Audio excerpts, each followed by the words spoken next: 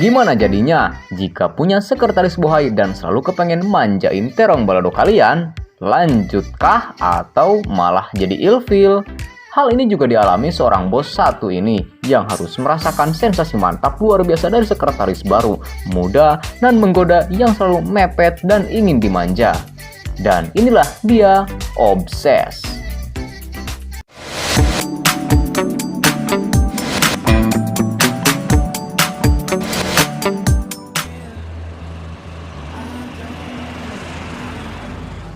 Scene awal memperlihatkan keluarga bahagia yang dinahkodai oleh Charles, sang istri, Sharon, berikut anak mereka yang masih balita. Mereka rupanya baru pindah ke rumah baru dan langsung beres-beres di rumah tersebut.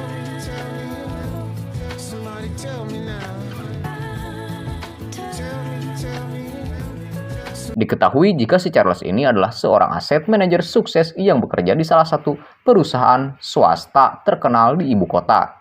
Suatu hari saat di kantor, dia berkenalan dengan anak manggang baru berbodi putih mulus full, no minus bernama Lisa. Di dalam lift, pertemuan pertama mereka, di mana saat itu Lisa tak sengaja menjatuhkan berkasnya.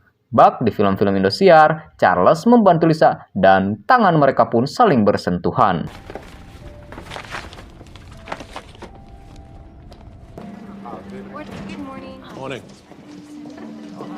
Nampak Lisa memandang dalam Charles dan sepertinya menaruh perhatian lebih padanya. Lisa yang penasaran dengan sosok Charles lantas mencari profilnya di perusahaan dan setelah melihat background dan pencapaian Charles, Lisa makin kesengsem sama sosok Charles ini. Sementara di rumahnya, Charles seringkali menghabisi waktu dengan anak dan istrinya Lisa selepas kerja. Esok harinya, Lisa menyambut Charles dengan hangat sembari memberikan beberapa file kerjaan. Meskipun cuma anak magang, Lisa begitu sigap dan cekatan dalam hal pekerjaan. Mereka pun sempat ngobrol dan Lisa banyak menggali informasi pribadi tentang Charles. Here's a memo for the Christmas party this Friday. Is it that time? If it's cold, I can go nuke it in the kitchen. Meskipun begitu, Charles tidak terpancing dan mengalihkannya ke masalah pekerjaan saja. Di sela senggang, Charles sering menelepon istrinya Lisa. Faktanya, Charles merupakan suami yang baik dan sangat menyayangi keluarganya itu. Di sisi lain, ternyata Lisa sedang menguping pembicaraan tersebut sambil senyum-senyum sendiri. Di rumah, Lisa mengatakan bahwa ia mempunyai keinginan untuk kembali bekerja karena gabut cuma rebahan di rumah. Ia juga menanyakan kepada Charles mengapa ia tidak menjawab panggilan teleponnya dan kemana asisten Patrick. Charles mengatakan bahwa dia sedang sakit dan digantikan sementara waktu oleh anak magang. Mendengarnya, Lisa sempat protes karena sebelumnya mereka telah sepakat agar Charles tidak menerima sekretaris wanita terlebih lagi kalau itu single.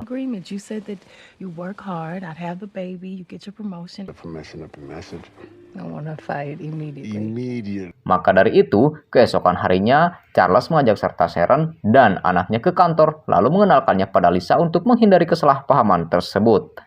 Mereka pun berkenalan dan di raut mukanya terlihat jelas jika Sharon gak nyaman dan cemburu pada Lisa. Terlebih setelah melihat Lisa yang begitu aduhai dengan bodi yang gemulai. I'm Shannon. Wow. What's the deal with her? What do you mean? Looks just like you do. Beberapa hari kemudian, Charles melihat Lisa lagi mewek yang ternyata alasannya karena ia baru aja diputusin pacarnya.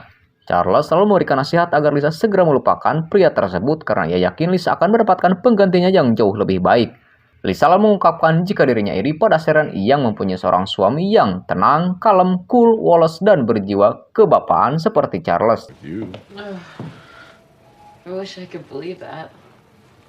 Saat setelah Lisa pergi, datanglah karyawan lain bernama Ben yang mengingatkan Charles agar berhati-hati karena ia menyadari jika Lisa menaruh perhatian lebih padanya. Lisa lalu memberikan CD musik bajakan pada Charles sebagai ucapan terima kasih karena telah mendengarkan curahan hatinya tadi. Dia pun langsung memutar CD tersebut karena berisi lagu-lagu yang sesuai seleranya.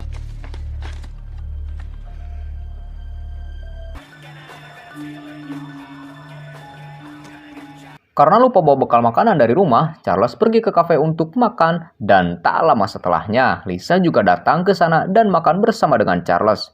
Setelahnya, mereka kembali ke kantor untuk merayakan pesta Natal saat itu. Delicious. Di sana, seluruh pegawai kantor bersenang-senang sambil berdansa diiringi musik DJ Opus. Sesekali terlihat jelas Lisa curi-curi pandang pada Charles dari kejauhan. Hingga sebelum pulang, Charles kebelet dan pergi ke toilet. Tanpa ia sangka, Lisa mengikutinya ke dalam toilet dan tanpa basa-basi langsung bersikap agresif dan ngajak ajul gedang Charles saat itu juga.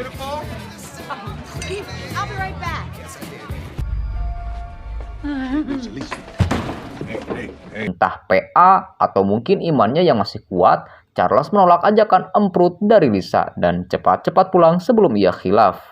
Esok harinya, seolah tak terjadi apa-apa, Lisa dengan watadosnya menyapa Charles. Charles lantas mengabaikannya dan lanjut kerja seperti biasa.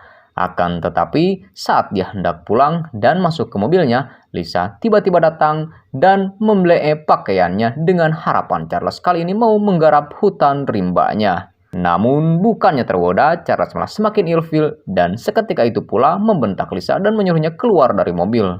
Lisa, get out of my car now! What's wrong? Dia lalu curhat pada sahabatnya Ben dan bilang akan melaporkan keberagajulan Lisa pada HRD agar ia dipecat secepatnya. Namun hal itu dicegah oleh Ben karena takut Lisa memutarbalikan fakta yang nantinya hanya akan merugikan Ben dan karirnya. Tapi saat dia ingin melaporkan Lisa, nyatanya Lisa udah mengundurkan diri duluan yang membuatnya sangat lega dan bisa tenang. Ray just got called this morning, says she's not coming back in. They already sent a replacement. No? She quit. Seriously? Yeah. Faktanya, Lisa belum menyerah untuk mendapatkan Charles. Obsesinya yang tinggi membuatnya nekat mengirimkan foto-foto semua hainya lewat email pada Charles. Hal itu membuat Charles shock, pusing, dan makin kesal sama Lisa. Dia pun meminta Lisa agar pergi menjauh dari hidupnya, namun hanya dibalas dengan emoji nyengir oleh Lisa. Beberapa hari kemudian, Charles kongko ke sebuah pesta bersama rekan-rekan kantornya yang lain. Mereka semua jogging bersama sambil minum-minum bahagia. Lalu datang Lisa dengan setelan menggugah seleranya menghampiri Charles dengan senyuman menggoda. I'm gonna have to pay for it. Oh, you're paying for it, you just don't know it. How'd you know I'd be here? What's wrong? Charles yang udah muak lalu menyuruhnya pergi dan jangan mengganggunya lagi. Saat Charles lengah, Lisa dengan cepat memasukkan obat serbuk ke dalam minuman Charles yang membuatnya sempoyongan dan hampir gak bisa balik ke kamar hotelnya. Anehnya, entah bagaimana caranya Lisa bisa masuk ke dalam kamar, kemudian ia mulai men-unboxing Charles yang udah kelayangan dan tak sadar diri itu.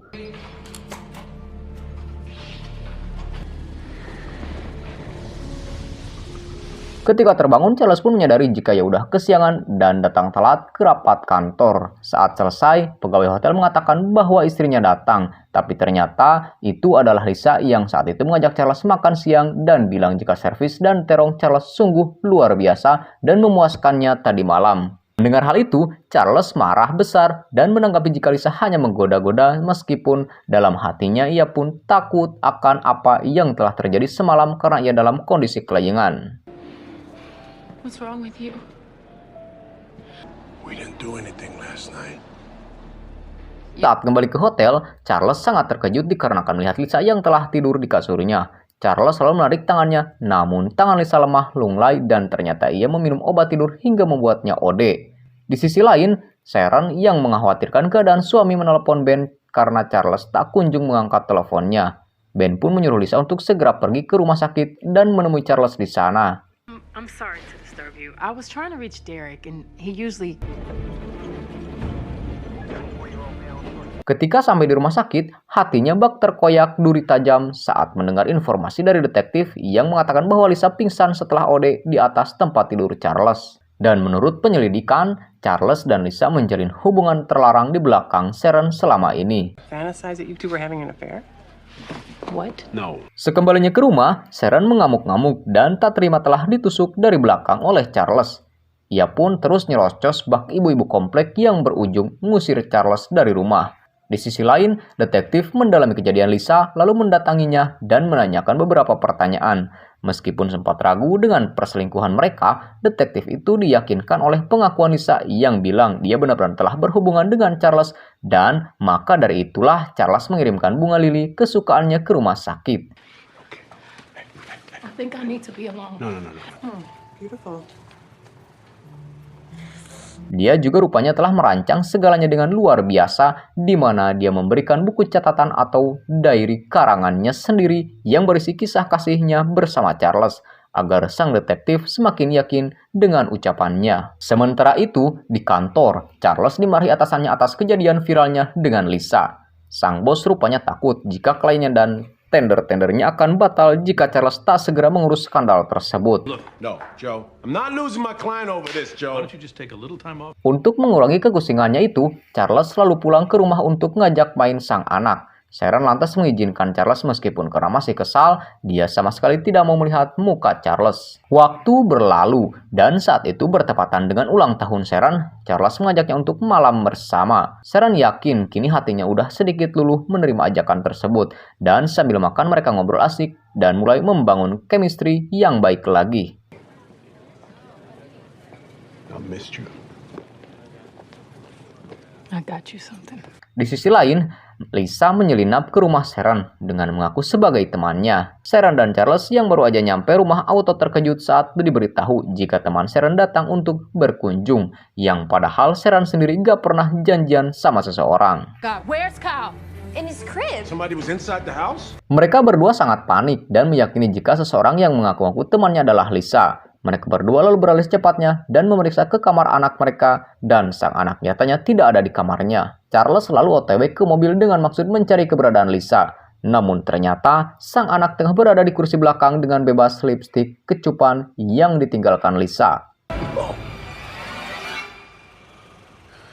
Tak ingin kejadian tersebut terulang kembali, mereka memasang alarm pengaman di rumah untuk berjaga-jaga. Selain itu, Charles juga meminta pengamanan tambahan dari pihak kepolisian untuk berpatroli di sekitar rumahnya. Di sisi lain, Lisa mencari informasi mengenai Charles dengan cerdik, di mana dia berpura-pura menelepon Patrick dan bertanya mengenai hubungan Charles dan Sharon yang katanya akan bercerai. Patrick lalu menyangkal kabar gosip tersebut, karena mereka masih terlihat akur, malahan mereka akan merayakan ulang tahun perkawinan orang tua mereka bersama di San Diego.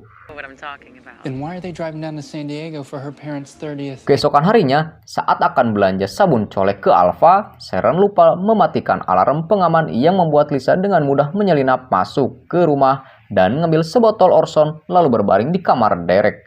Di jalan, Sharon menelepon suaminya dan mengabarkan bahwa ia mau pergi ke Alfa sebentar. Charles pun mengatakan apakah Lisa sudah menyalakan alarm. Ia pun pulang kembali ke rumah dan saat akan mengaktifkan alarm, dia mendengar suara berisik dari kamar Charles.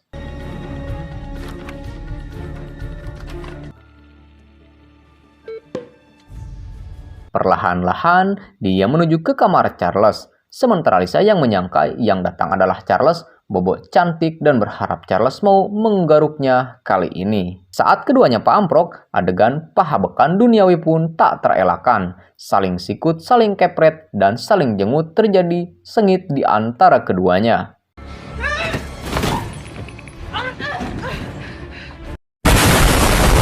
Di sela-seling hubak-habak itu, Lisa terpojok dan berlari menuju loteng rumah. Sharon lantas mengejarnya dan perhabakan ronde 2 terjadi, di mana kejadian itu berakhir dengan Lisa yang terjatuh dari langit dan tertusuk lampu rumah hingga pindah alam detik itu juga.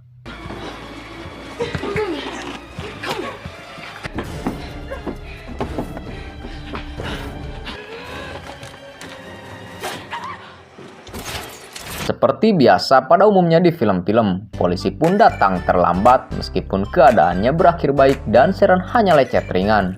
Selang lama, Charles datang dan mereka pun berteletabis ria dan film pun selesai cuy.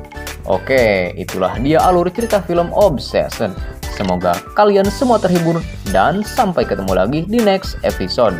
Bang Dixon beserta seluruh tim pamit dan adios amigos permios, bau heos. Bye-bye.